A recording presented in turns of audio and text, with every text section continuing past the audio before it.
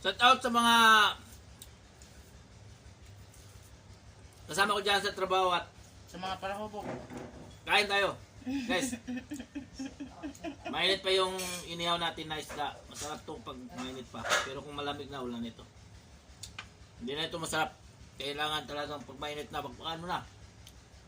Ubusin natin ito. Ang dami oh.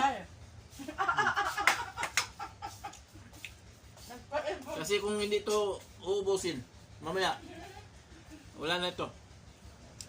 Hindi na ito masarap. Sasawan natin guys eh. Masarap to, ang dami sibuyas. Kain tayo.